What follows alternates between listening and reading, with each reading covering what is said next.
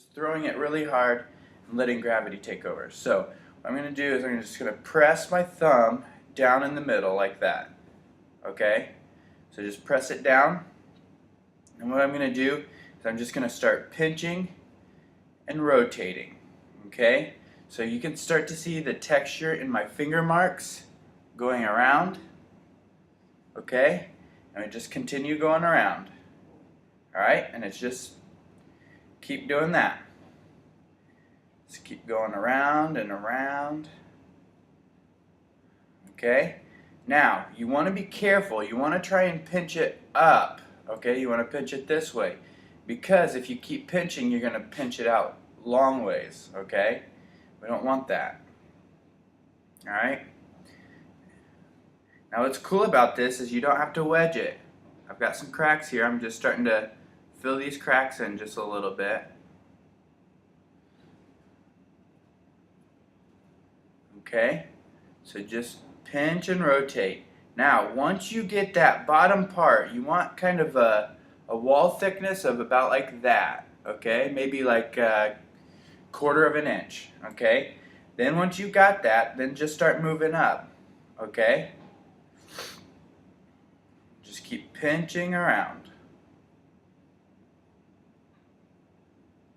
Alright, I'm going to make this kind of quick so that we can move on. And you guys can replay this if you want.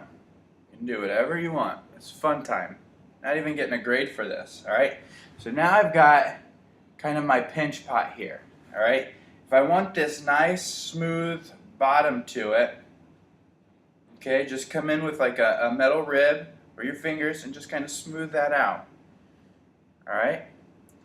Now one thing I would suggest is just taking a coil, taking a little bit of clay, rolling out a coil, okay, making it as even as possible,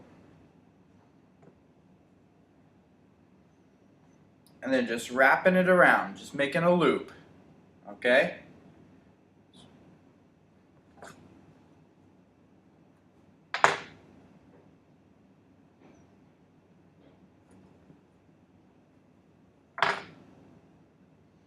Just kind of make a ring or a donut.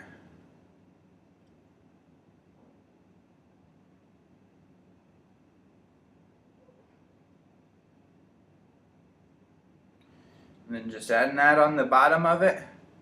Make sure you score it. Okay, scoring is making the little marks on it. Score both ends. Alright, make sure you get your slip painted on. And then just press it down. Okay, now make sure it's firmly attached. Okay, now I have a foot for it to rest on. Alright, now you can push that down, make it higher or lower if you want, or you could just leave it the way it was. Alright, then if I want to add to the top of it, all I'm going to do is roll out a little bit of a coil. Okay, once again. Alright, it's your pot. You do with whatever you want. Now when you add this coil, what I would do is I'd add it more on the inside. Don't add it on the outside, add it on the inside. Okay? So you're just going to wrap around and start to merge. Alright? Start pulling that clay down on the inside. See how I'm starting to pull that down?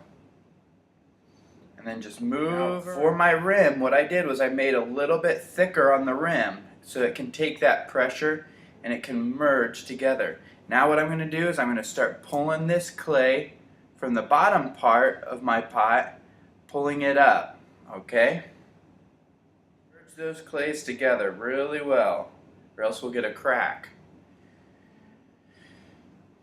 Alright, and this is the same way you build a coil pot, okay? Except for you'll start out with a flat base, okay?